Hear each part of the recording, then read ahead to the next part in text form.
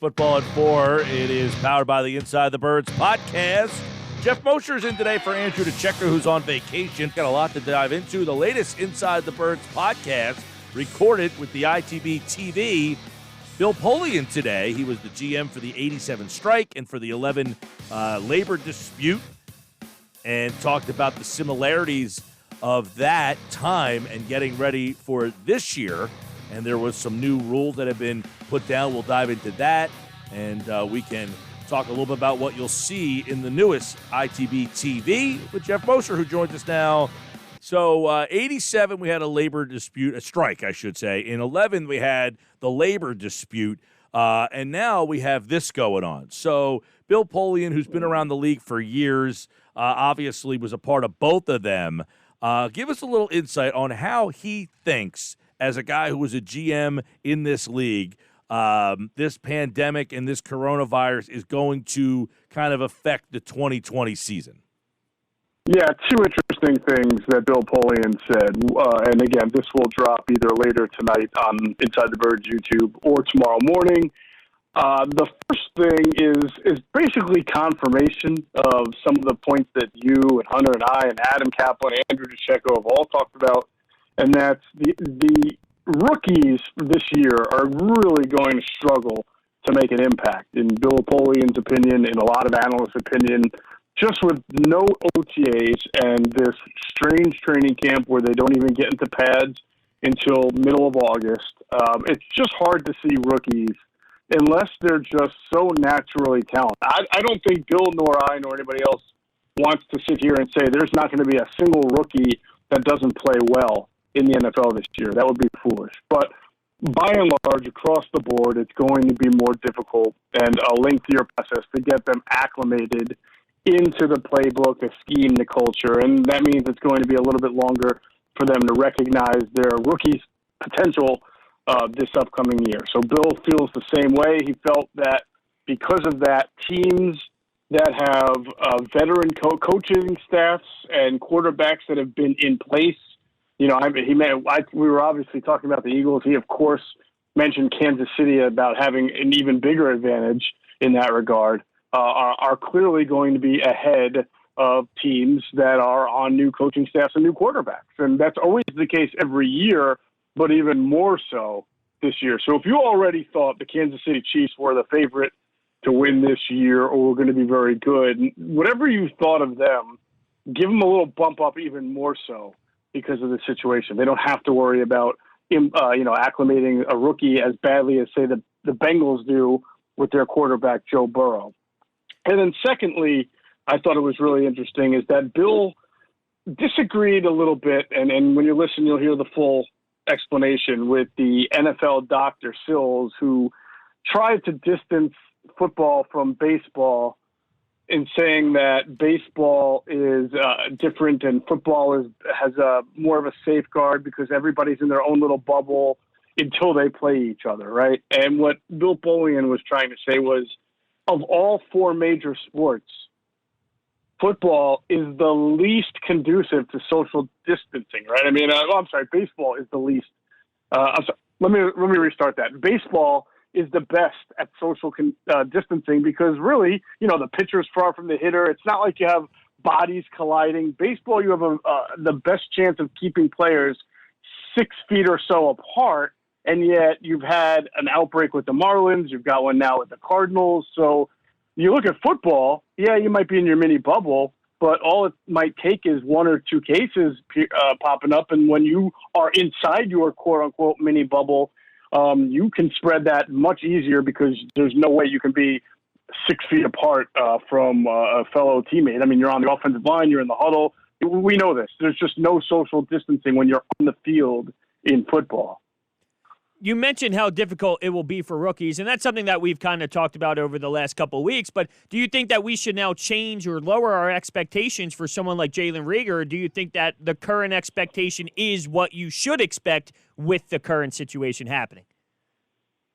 Yeah, I mean, some rookies are going to have, different scenarios. I mentioned Joe Burrow. If he's a naturally talented quarterback, like a lot of people think he is, he's going to get an opportunity right? He's going to be the starting quarterback for the Bengals. So even if he struggles a little bit, he's going to have time and snaps and reps to be able to work on getting better and improving. And Jalen Reagor, to me, is in that boat because he's going to be on the field unless he's terrible and doesn't understand the playbook. And by all accounts so far, that's not been an issue with him. We have been told he's been demonstrating good football intelligence and understanding of what they want to do. And because you have a guy like Marquise Goodwin who opted out, and because really after Deshaun Jackson, there's a lot of question marks at wide receiver and Alshon Jeffrey on PUP, Jalen Reagor's going to have to get out there. And, just like J.J. Arcega-Whiteside, or even forget Arcega-Whiteside. Last year, everybody was wondering why, why can't I remember the name? They're wide receiver from North Carolina who couldn't catch anything. Mac Hollins? Last year. Mac Hollins. Thank you, man. It's amazing how quickly we move on from guys, right? But Mac Hollins had every opportunity in the world for a good, 6-7 weeks there to do something, and he was just unable to do that. So, Jalen Reagor will have a lot of opportunities to get the ball in his hands, to run routes, to be creatively schemed up. So I don't know that it's going to impact him as much as maybe what they want to do with Jalen Hurts or even Davion Taylor, who's already a project to begin with and really needs every single rep that he can get and just probably won't have that in this training camp. And then you talk about the lower round guys, the 4th, 5th, and 6th for every team that's already, struggling to make the team or not a lock to make the team. On that note, you got a guy like Hurts. I'm interested to hear what Polian, because he famously was not a big fan of Lamar Jackson, and he seems like got that wrong. Has he changed at all on where he sees a guy like Jalen Hurts moving forward? Yeah, it was interesting because we asked him about the use of a second-round pick on a guy like Jalen Hurts, and his answer was really more just in general about what the Eagles can do with Jalen Hurts. And he made it clear he felt that Jalen's athleticism and ability to impact the game, as a weapon more so than a quarterback is probably what you're going to see early on. He just doesn't feel like Jalen coming out of college was a polished enough, passing quarterback, and that he's got to work on that part of the game before he can truly be considered a quarterback. And obviously with everything that he's facing, with everything that everybody's facing this year with these training camps and limited time, that it's going to be more difficult. But for as much criticism as he's taken on Lamar Jackson, and rightfully so, he's a huge fan of Russell Wilson. Who's not?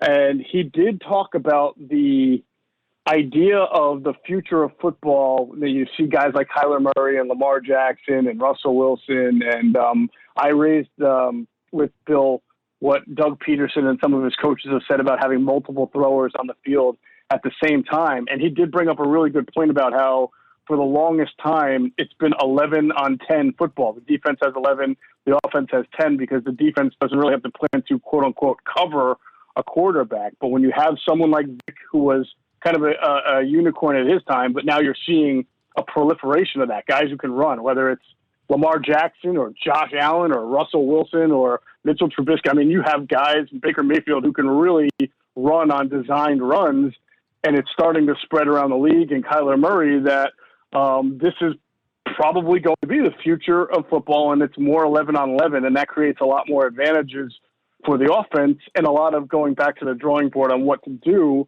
when you're the defense. This might be the most 2020 question you will get on this team. Should the Eagles quarantine Carson Wentz? Well, it's interesting. We've seen that 2 starting quarterbacks were on the COVID list, but we also know, or at least we've come to find out that both quarterbacks, I guess, were false. They were false positive tests, so they did not have the COVID, but they wound up testing positive anyway. Matthew Stafford is now off of it, and I don't know if you guys saw the statement by the Detroit Lions, but it almost seemed like they were very defensive about the idea that he was even on the COVID list to begin with. So, but listen, I think that there's a strong argument to be made for it, and there's an argument to be made against it. If the Eagles, and Doug Peterson said yesterday that he was considering it, it's something to consider. The quarterback position is the most important, obviously, position in the game. And this year, it's going to be doubly important to keep your quarterback healthy because you just have no idea how many healthy and available bodies you're going to have on a week-to-week basis. So if it means just taking your quarterback when he's in the facility, we're not talking about on the field or at home. We're talking about when he's in the NovaCare complex and they're doing classroom work. If you want to put him in a room by himself and then have the offensive coordinator or a play caller or the head coach, whatever, and any other teammate like a center that maybe he has to work with, if you want to have them in another room and then you wind up doing a lot of your film study and conversing through Zoom, I don't think that's the worst thing in the world. I mean, you're safeguarding, and I don't think it kills chemistry. It's not like you're keeping him there while practice is going on and he's just watching practice from a TV screen and not participating in it. It's just the other part of the mental part that a lot of fans don't see, the classroom element that goes on every day throughout the week. And if it really means keeping your quarterback extra healthy, why wouldn't you do it? I mean, think about everything the NFL already does to safeguard the quarterback position. If the Eagles went and did it, or if other teams did it, I wouldn't kill them for it. I think it would make there's some sense to it. Yeah, and there's talk too, like the New Orleans Saints, I believe it is. They have quarantined their player or bubbled their players essentially. They have got a hotel, right, and they're having training camp where they're making the players live in a hotel. They cannot go home. They have to stay in this bubble hotel. You wonder if more teams are going to follow suit to that. Not only quarantining a player like Wentz or your quarterback, but the whole team.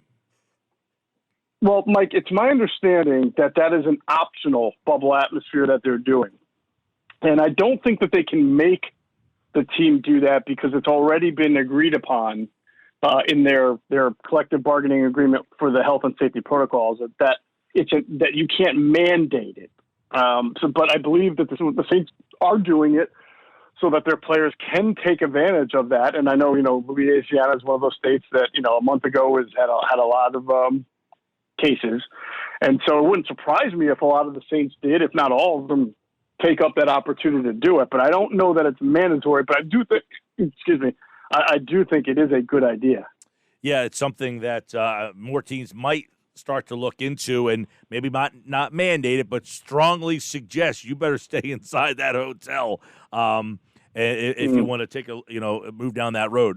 Geoff Mosher, Football at 4, powered by the Inside the Birds podcast. Make sure you check out the latest ITB TV, which is coming up with Bill Polian. And let's get into another concern.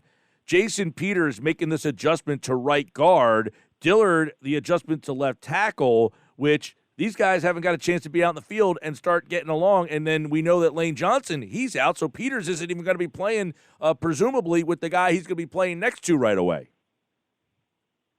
Yeah, these are the two biggest question marks to me on the team right now. And you can find some other ones at wide receiver, at safety, at corner, certainly. But you have a left tackle who's about to become your starting left tackle for the first time and taking over for a Hall of Famer. Right, and a left tackle who was a first-round pick last year, but only played sporadically and certainly left a lot to be desired at times. And then you have that Hall of Famer that we were speaking of, Jason Peters, now moving to right guard at the other side of where he's played and a new position. And Adam and I on the latest Inside the Birds podcast really took a deeper dive into, well, which one is the bigger question mark? And, I think if you also factor in that these are two guys, who are under the microscope and two concerns. Their first game is against Washington. Now, I know Washington's not been very good for a long time, but we have to be honest here. That front seven that Washington has is going to be very, very good. It already is good. I mean, they've got Ryan Kerrigan, Daron Payne, Jonathan Allen. Montez Sweat was a good rookie last year. He should be better. And, of course, they added Chase Young to it, number 2 overall pick. Matt Ioannidis is another good defensive lineman. That's a really, really good front seven with Jack Del Rio coaching it and things seemingly kind of turning around there with Ron Rivera in charge. I expect that to be a very, very difficult test for the Eagles offensive line. And so at the end of the day, fellas, and this is just my opinion, I feel like I'm more prone into thinking Jason Peters is going to figure out that position because he's such an intelligent player, such a great athlete, and a veteran who's been in there a long time. But I do think to expect him with no camp and no, very limited practice and no preseason games, right, to just walk over to right guard and play it at a Pro Bowl level, I think would be against that Washington defensive front is a little much. I tend to think that Jason will get better as the season goes on, but he's going to have to take a few lumps early on. My bigger concern is, will he stay healthy and durable enough to get better all season long? And with Dillard, there's a level of concern because he really needed this offseason to improve in the areas that hand usage, getting stronger, defending the bull rush, which he's had issues with going back to college. And he's just really not getting that opportunity at the moment. And he's not going to have a lot of opportunities even when the pads come on till the start of the season to really, really be able to hone that. And when you start off the year against a pass rush like the Washington has, when 2/5 of your linemen are kind of question marks against a really good defensive front, things can get ugly quickly. Well, a scenario just popped up into my head when you were saying, Jason Peters, what if he gets hurt? Well, what if that does happen and then Andre Dillard either struggles a lot, or what if he goes down too and then your security blanket in Jason Peters sliding to left tackle isn't even there? Yeah, it's not, and that's why it could be a very strong offensive line, but it could also be a very scary one if injuries result. I mean, there's a lot of questions that need to be answered this training camp, and it's not going to be a real training camp. And the first question, Hunter, that you're alluding to is, can Jordan Mailata stay healthy and be that backup offensive tackle that this team really needs if Jason Peters or Lane Johnson were to get hurt? And we've heard a lot, and we've seen it a little bit about Mailata's talent, about his athleticism, and this is year 3 for him.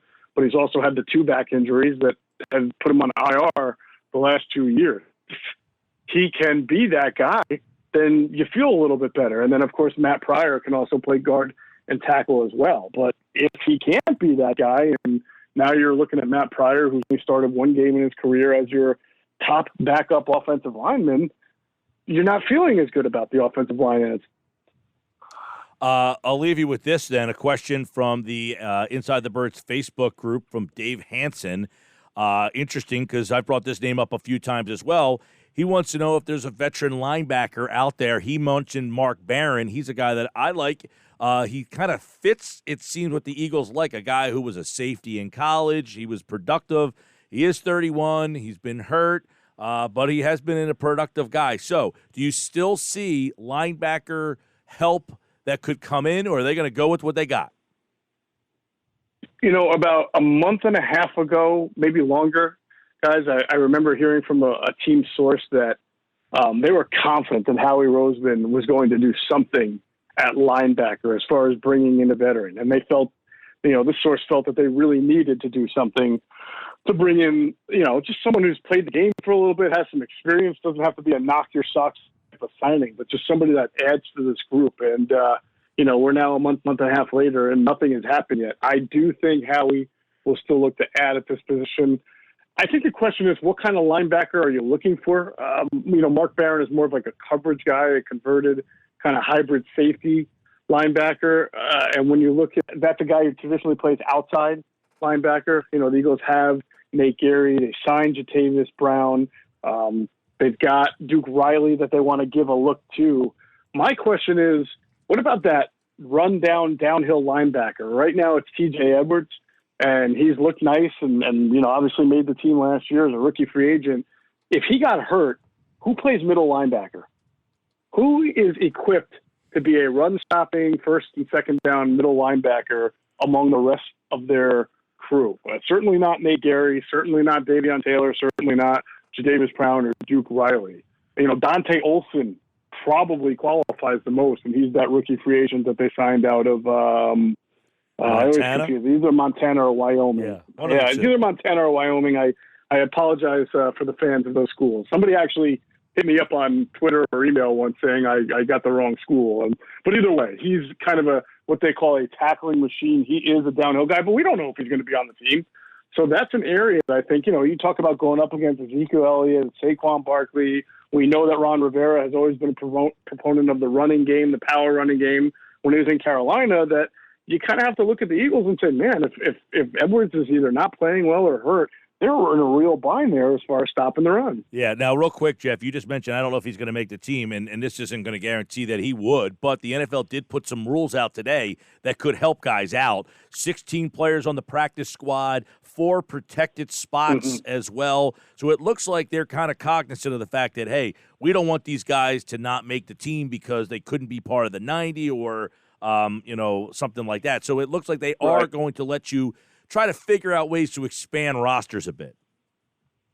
Yeah, and I do think that'll be helpful to a point. But when we're talking about someone or the Eagles' middle linebacker situation, even if that were to enable Dante Olson to be on the practice squad. By the way, he went to Montana, just to clarify. We're still talking about a guy who has not played in the NFL or is a veteran or has any kind of experience. So it's still a little bit dicey there, but it does enable his chances to at least have some kind of influence on the team, even if he doesn't make the original 53.